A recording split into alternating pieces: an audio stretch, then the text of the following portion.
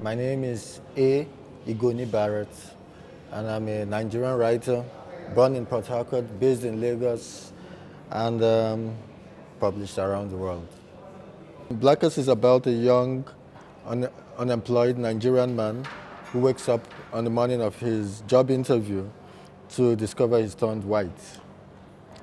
He leaves the house to go for the job interview because he's desperate to get his job, and suddenly realizes that no one recognizes him, no one knows him. He has the same accent, he has the same name, and yet no one believes he's Nigerian. People keep asking him, how come you have a Nigerian accent? How come you have a Nigerian name? He begins to, over the course of the book, he begins to adjust to people's perceptions of him, to the point that he changes his name and almost becomes someone else. But the rest of that story is best discovered for yourself in the book. I wanted to write Blackest because I felt, number one, it was time to write a novel. I have 2 previous short story collections. Number 2, the subject I wanted to cover, I tried to cover it previously in a short story and it didn't quite fit, and I felt it was perfect, that the novel was the best way to engage that subject. And that's about it. That's why I wanted to write it. The reason why works of writers like me and others of my generation are not found in Nigerian schools, in my opinion, is simple. The Nigerian educational system is broken and needs to be fixed. I say it's broken because we have an educational system that doesn't have enough funding from the government.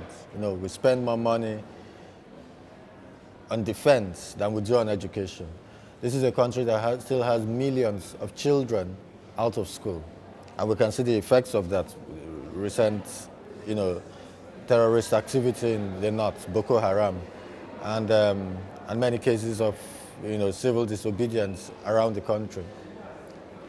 Now, when you have an educational system that doesn't have enough money to meet its present needs, it tends to get trapped in the system that has worked for it previously. So you have university professors unwilling to change old system, unwilling to even consider new textbooks.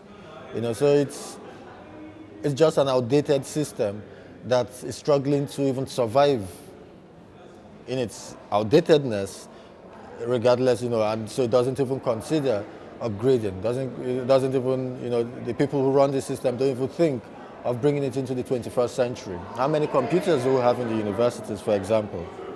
Talk less of books. I mean, the first thing they should do is bring in computers. They should improve their laboratories. We should, our medical doctors should, have better instruments to work with. They haven't even done that for the courses that are considered important, the sciences, which we've always, given more attention in Nigeria. So in the arts, they're very happy to have Soyinka Achebe and Amata Idu and Ngozi Wa-Thiong because, it's just too much trouble to consider something new and to have to write new textbooks and new critical material engaging with today's fiction.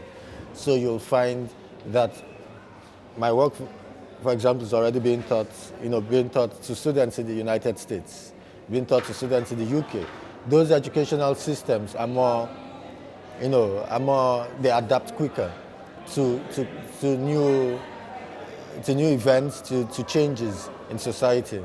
And our educational system is just old, slow, and disappointing.